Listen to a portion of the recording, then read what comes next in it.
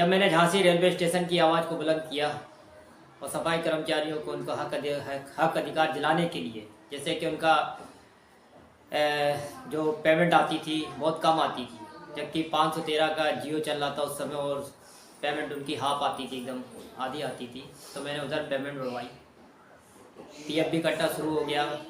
इसी तरीके से मैंने झांसी कैंट बोर्ड सफाई कर्मचारियों की लड़ाई लड़ी और हर जगह मैं सफाई कर्मचारियों की आवाज़ को करने का, उनकी आवाज़ को बुलंद करने का कार्य करता रहता हूँ, क्योंकि मैं भी सफाई पेशे के समाज से हूँ, मैं भी इसी समाज में जन्मा हूँ। राष्ट्रीय सफा आयोग के साथ भी मैंने कार्य किया है। राष्ट्रीय सफा आयोग के श्री गंगाराम घोसरे जी आए थे रेलवे में और बैठक की। कैंट बोर्ड में भी राष्ट्रीय सफा आयोग के सदस्य आए, बैठक की। नगर निगम में भी बैठक की।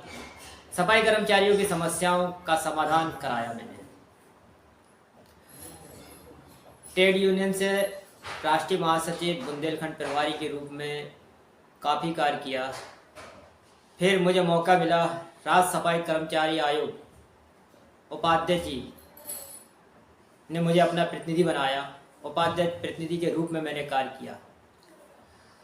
हर नगर पालिका, नगर पंचायतों में मैंने दौरा किया, अधिकारियों के साथ बैठक करी, सफाई कर्मचारियों की समस्याओं को रूबरू जाना सामने से, और मैंने पूछा कि क्या दिक्कतें हैं, क्या परेशानियां हैं।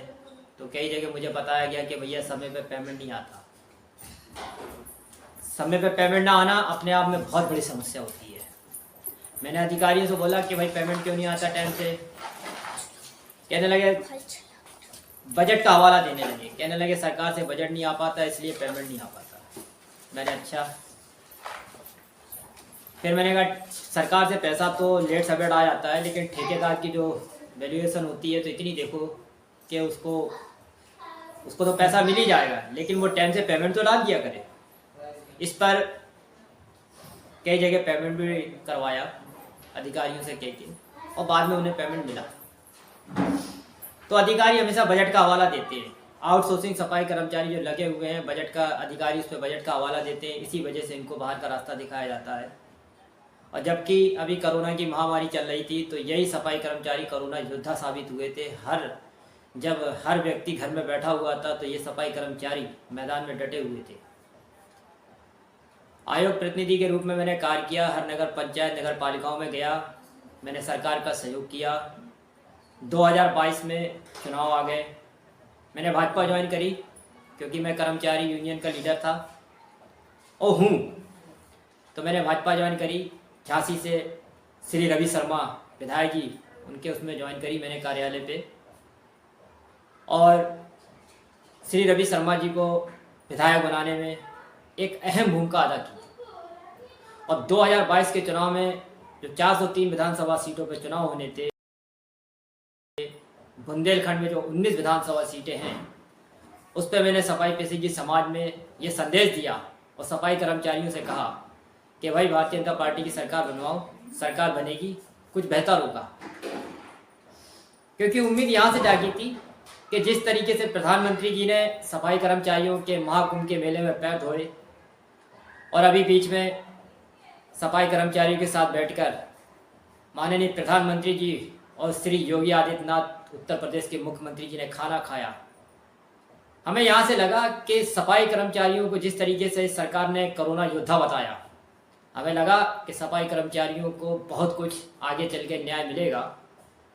ज़रूरत है सही व्यक्ति की जो उन तक आवाज़ पहुँचाए, समाज की आवाज़ उन तक पहुँचनी चाहिए। मैं ये कहता हूँ कि 19 विधानसभा सीटें हैं। मैंने अभी इसी 14 तारीख को मैंने पत्र लिखा और पत्र लिख के मैंने सरकार को ये अवगत कराया कि 14 तारीख, तीसरा महीना ये चल रहा है 2022 को, मैंने प्रधानमंत्री जी को पत्र लिखा, सामाजिक न्याय मिनिस्टर को पत्र लिखा, उसके पहले भी मैंने पत्र लिखा कि 19 विधानसभा सीटों में ना तो हमारे विधायक है, ना तो हमारे सांसद है, ना नगर पालिकाओं और नगर पंचायतों में हमारे नगर पालिका अध्यक्ष हैं और ना नगर पंचायत में अध्यक्ष हैं। और झांसी नगर निगम में ये नगर निगम है, ना हमारा यहाँ मेयर है। इसलिए मैंने ये आवाज़, जब गवर्नमेंट नहीं बनी थी तब मैंने ये आवाज़ बुलंद की थी, जब राष्ट्रीय सपा आयोग 4 लोगों का गठन किया गया था, जिसमें 4 लोग, एक अध्यक्ष, एक उपाध्यक्ष और 2 सदस्य बना के चलाया जा रहा है। अभी उसका कार्यकाल माननीय प्रधानमंत्री जी द्वारा बढ़ा दिया गया, 2025 तक कर दिया गया। उसमें 3 पद रिक्त हैं। मैंने ये आवाज़ उठाई कि बुंदेलखंड से सफाई पेशेगी समाज से आयोग में लिया जाए। उत्तर प्रदेश के चुनाव में हमने ये संदेश दिया कि भारतीय जनता पार्टी को वोट करो, और सफाई पेशेगी समाज और सफाई कर्मचारियों ने जिस तरीके से वोट दिया और बुंदेलखंड में जो परचम लहराया, इसमें सफाई कर्मचारियों की बहुत बड़ी भूमिका है। इसलिए हम सरकार से बजट पास करवाएंगे, माननीय मुख्यमंत्री जी से बात करेंगे, और जो सफाई कर्मचारियों को बाहर का रास्ता दिखाया जाता है वो बिल्कुल ना दिखाया जाए।